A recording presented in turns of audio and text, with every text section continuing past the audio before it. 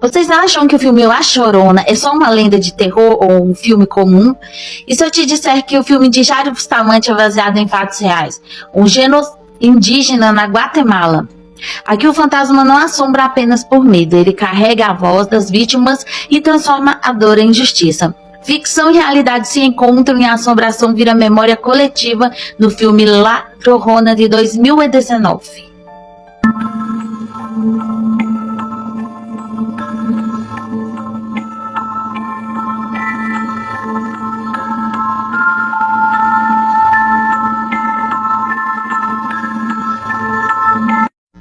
O filme La Chorona 2019, dirigido por Jairo Bustamante, não é apenas uma obra de terror sobrenatural.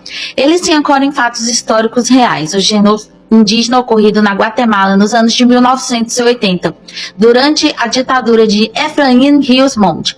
A lenda da mulher que chora é utilizada para metáfora, como uma metáfora forte para dar voz às vítimas e às mães que perderam seus filhos nesse período sombrio. O personagem central, o general Henrique Monteverde, é inspirado nos militares acusados de crimes contra o povo maia.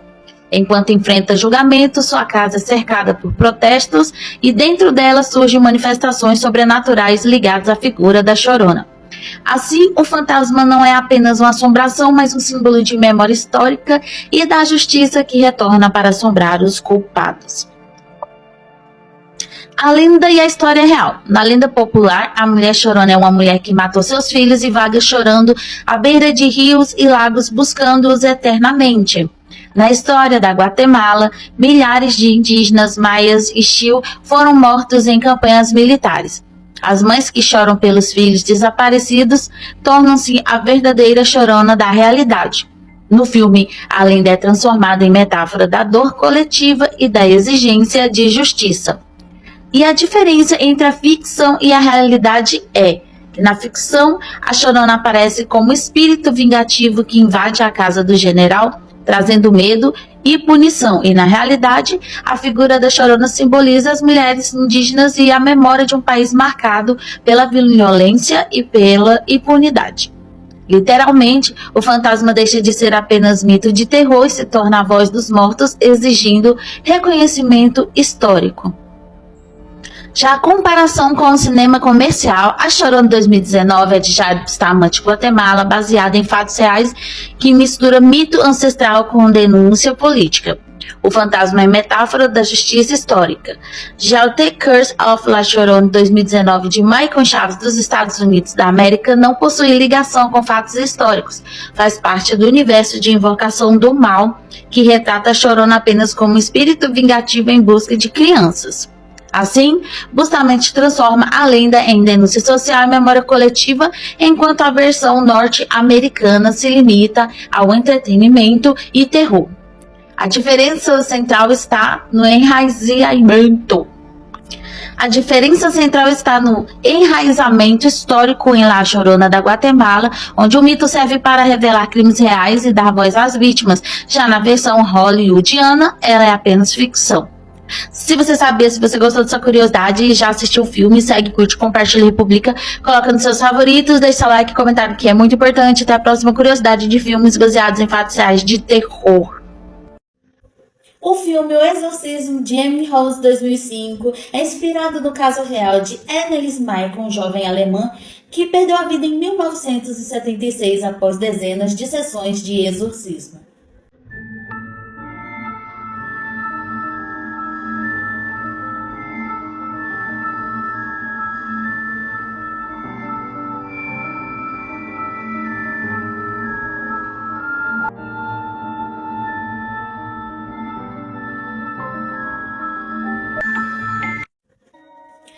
A obra mistura terror com drama jurídico, mas há diferenças importantes.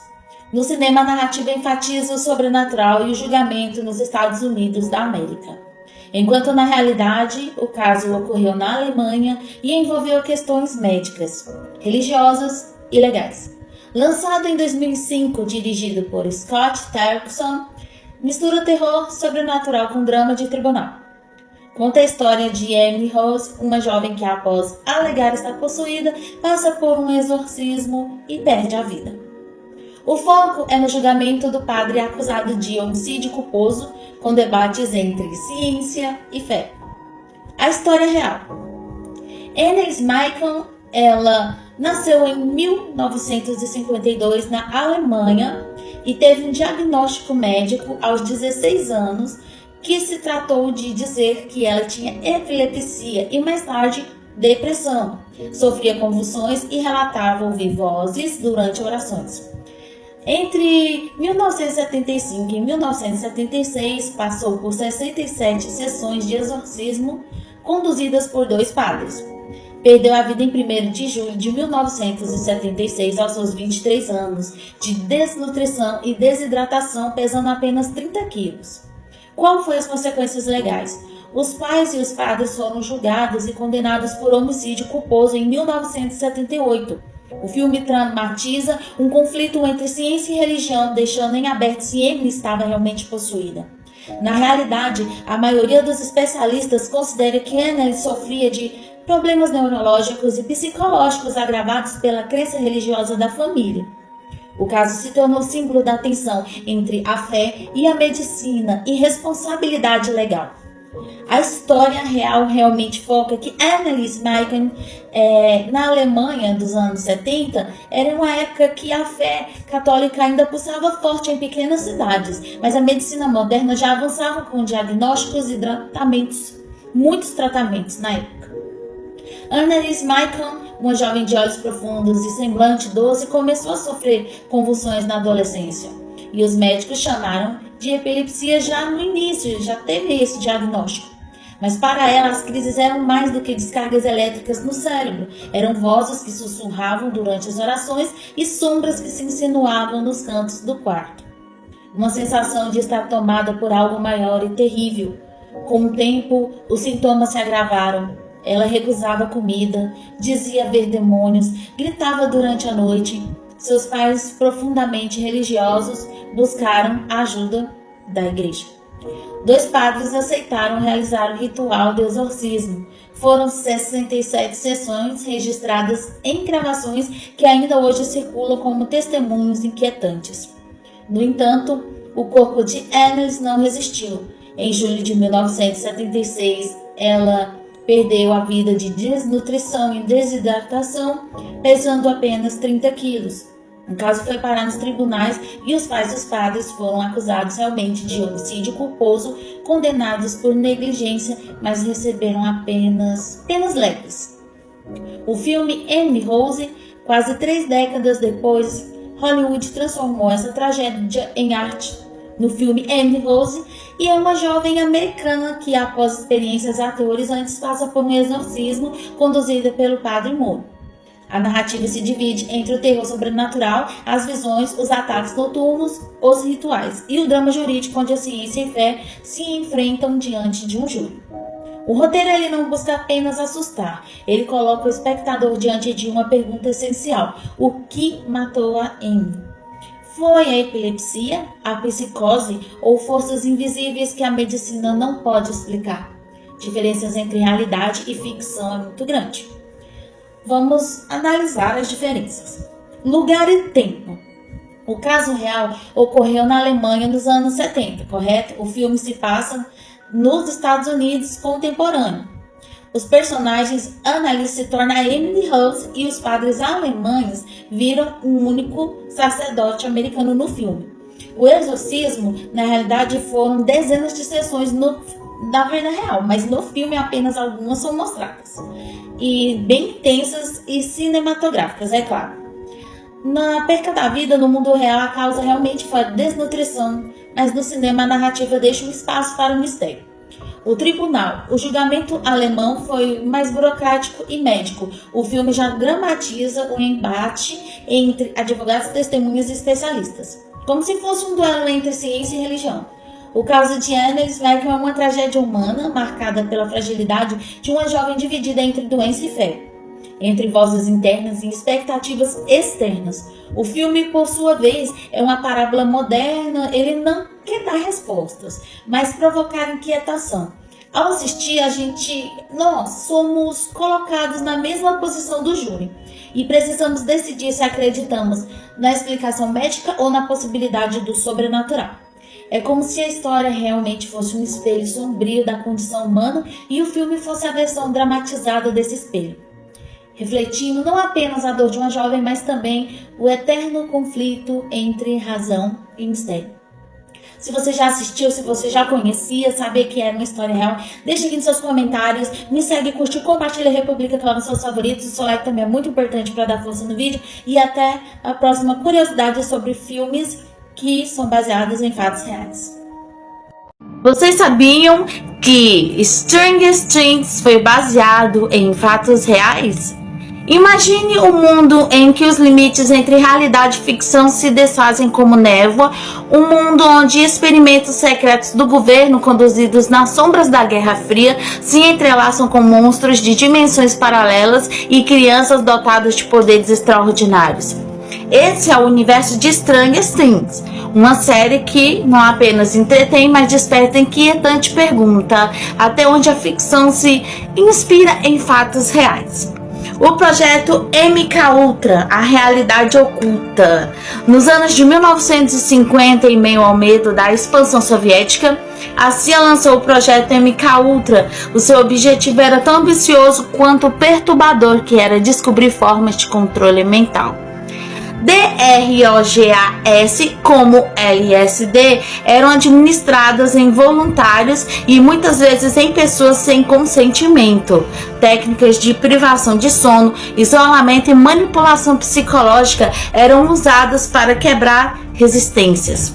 Hospitais, prisões e universidades se tornaram palco de experimentos que deixavam cicatrizes permanentes em muitos participantes.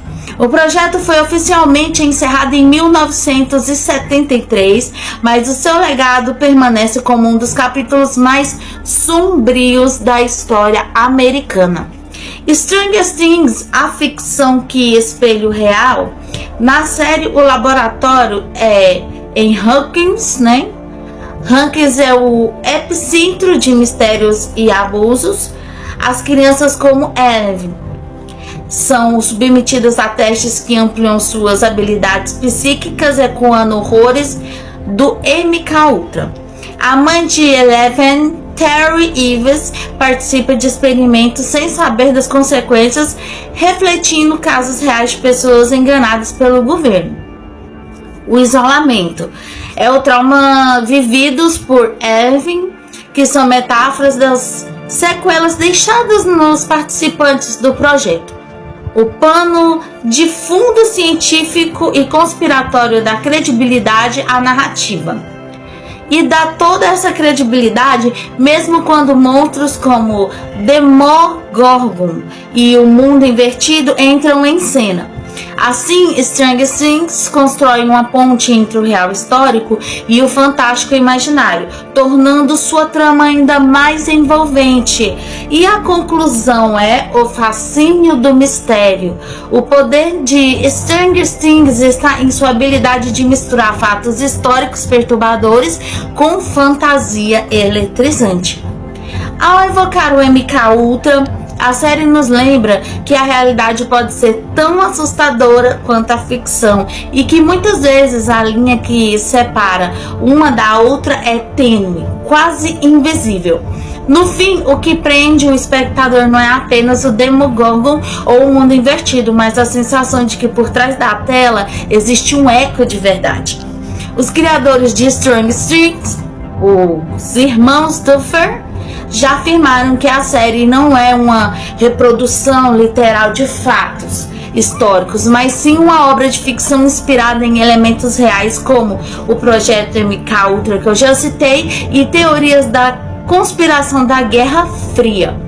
A visão deles é usar episódios sombrios como um plano de fundo para criar uma narrativa envolvente que mistura nostalgia dos anos de 1980 com fantasia e terror. A visão dos diretores sobre a inspiração é misturar realidade e ficção. Os irmãos Duffer, os Brothers, explicam que o MK-Ultra e o chamado Projeto Montauk, teoria sobre experimentos secretos em Longsland, serviriam como inspiração temática, mas não como a base factual.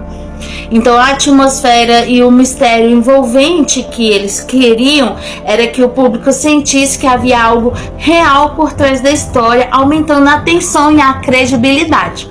A nostalgia e cultura pop, tudo junto. Além dos projetos secretos, a série é fortemente influenciada por filmes e os livros dos anos de 1980, como Steven Spielberg, Stephen King, e o objetivo narrativo é a ideia que não era denunciar o governo, mas criar uma ficção que brinca com o medo coletivo da época, o medo da Guerra Fria, da ciência fora de controle e do desconhecido. A visão dos diretores é clara. Stranger Things não é um documentário, mas uma obra de ficção que se alimenta de fatos históricos perturbadores para criar uma atmosfera mais convincente.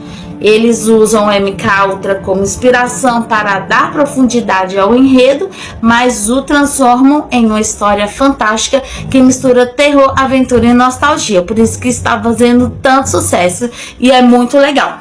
Se você saber dessa curiosidade, se você já ouviu falar em tudo, me segue, curte, compartilhe. O seu like e o seu comentário é muito importante. E até a próxima curiosidade sobre séries e filmes de terror.